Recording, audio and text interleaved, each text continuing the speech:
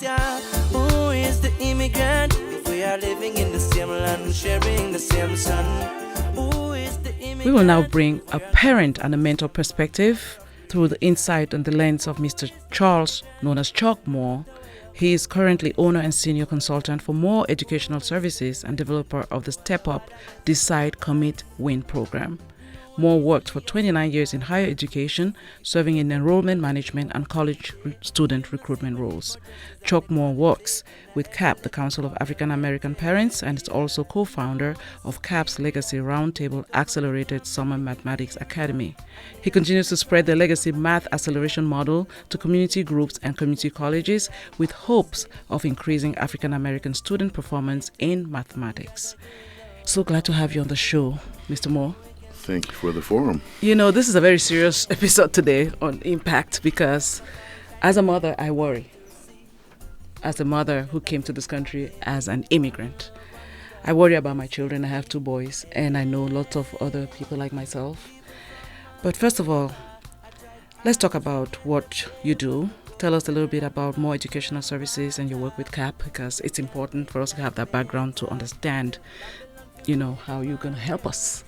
Well, listen, over 22 years ago, the Council of African American Parents was brought to my attention by the president of my university, Milton Gordon, who was president of Cal State Fullerton, came to me one day and said, "Hey, there's a lady over here saying that no one will work with her helping black students." I'm like, nobody's come to me because I would definitely jump on the opportunity. See? And that's how we actually got hooked up.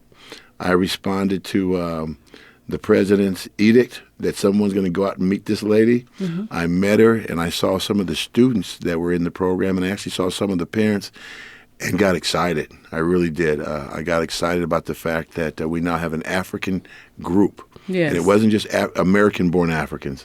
I met folks from Nigeria, Kenya, Sudan, Togo, all within the Council of African American Parents, and I consider them to be a great resource for me personally to continue growing.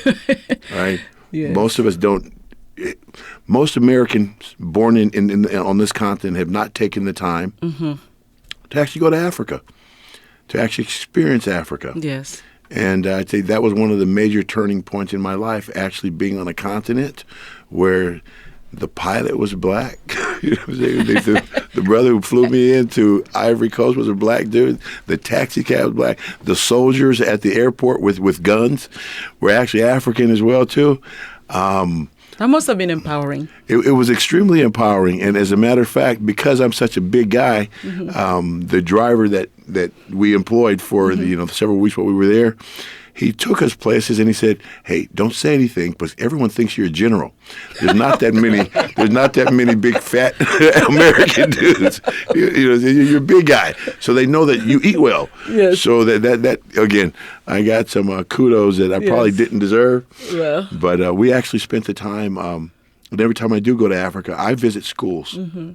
Because I think the foundation of any society is the schools. Education. How we pass on traditions of our, how we pass on traditions to our kids, what we consider to be important, is a process. Yes. In America, we call that process compulsory education. Right. From 5 years of age to 18 in California, and it varies across all 50 states. And as an immigrant, as a person who's working with immigrants. Hey, if this is your first time visiting TIMTV channel, make sure you hit the subscribe button here below and ring the notification bell so you will be notified when we post new content. I see the opportunities now better than I did 25 years ago in terms of us actually being able to let the folks from Haiti, Cuba, Brazil, Detroit, Alabama, we're all Africans, folks. No matter what we're called by the societies in which we live, we're all Africans, and there should be no doubt about that. And I hope that's an empowering feeling as opposed to when I was a kid, you didn't associate with Africa. Yeah. So I'm so glad you're giving that background. So now we're having this talk. Have you had to give this talk? I've had to give this talk. And what is this talk? This talk is you live in a country that doesn't see you as an equal.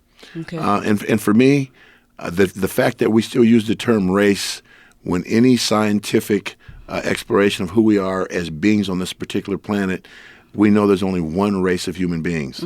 But we've had a number of systems set up on the fallacy that there are different races. And for me, the different races piece comes in to, if I want to use you, you have to be a lesser race than I am. Yes. You know, the same thing, soldiers are always taught that their enemies are not humans. They're rats, they're dogs, they're enemies of some particular type. Because I think there's a natural piece of being a human being that centers around we. Right.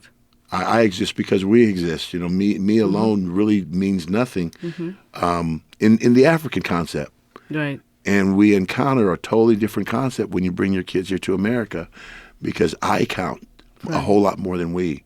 So as people of African descent who are raising boys, and I know your son, and you know my children, and you deal, and I mean, you focus on mentoring black males actually in the legacy program. Right. So what is the kind of advice you give African or immigrant parents, black parents, I don't want to say African parents, about what to tell your child? Because you know our kids, they're not troublemakers per se, but it's not to say that you're not going to get in trouble once they've left that little sanctuary that you're giving them. What do you want us to tell our children? I need our children to know, no matter what school they go to in America, that people don't see you with the same potential as your parents, your grandparents, and the folks that love you see. Right. And you've got to ignore that.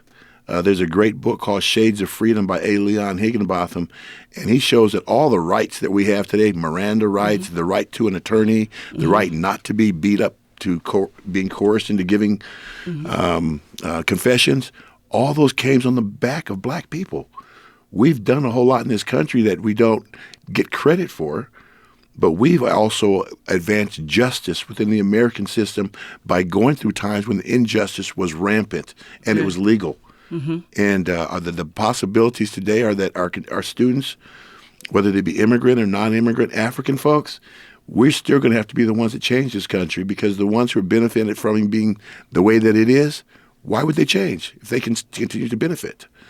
We are the ones who are going to promote the change, and we do that through excellence that I see in many immigrant families when you arrive here. Yes. I think that excellence, that goal for excellence is sometimes warped when our kids get around other Americans, because taking it easy as opposed to working hard. Just like their parents. And getting angry when things happen to you, as opposed to thinking about what happened to you and formulating a different way to respond that really doesn't demean you. Okay. Our kids are not taught those things, and I try and teach those things within CAAP.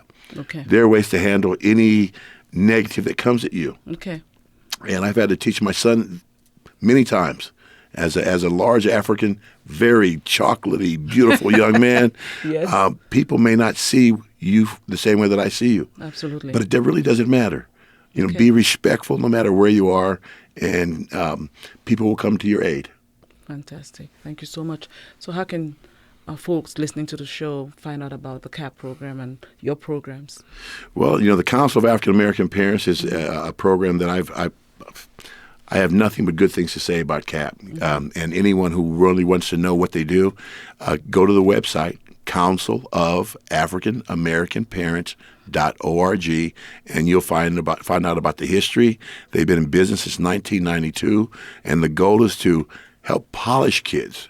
You bring them to us. We're about polishing them so that they can go to the most competitive, reputable institutions in the country. Because, again, your guest was telling me that his son goes to Bard. Those selective schools, the reason why we send our kids to the most selective schools is they have the best chance of graduating in 4 years. There are tremendous support systems there. Many of our kids who go to school in California, whether that be Cal State, you have a 29% chance of graduating within 4 years. I want to see that much higher, and I really believe the major way to do that is we expand the skills of our kids in mathematics, communication, and writing. If we focus on those three, our kids can conquer any discipline. I don't care if it's a science or a non-science. If they can write, read, think critically, and analyze, we will make headway in our community in terms of changing the broader society. Thank you so much, Mr. Moore. I knew that's why I wanted you to be on the show. So thank you so much for honoring us, and hopefully our listeners will take heed, and we will not live in fear, hopefully. Thank you. No need for fear. Yes, you'll come back next time. And this is Impact with Pamela Anchang on KPFK 90.7 FM. Thanks for watching today's video. For more TIMTV videos about immigrant lifestyles, click on the subscribe button here below and ring the notification bell so you will be notified when we upload new content. We upload new content every single week. See you next time on TIMTV.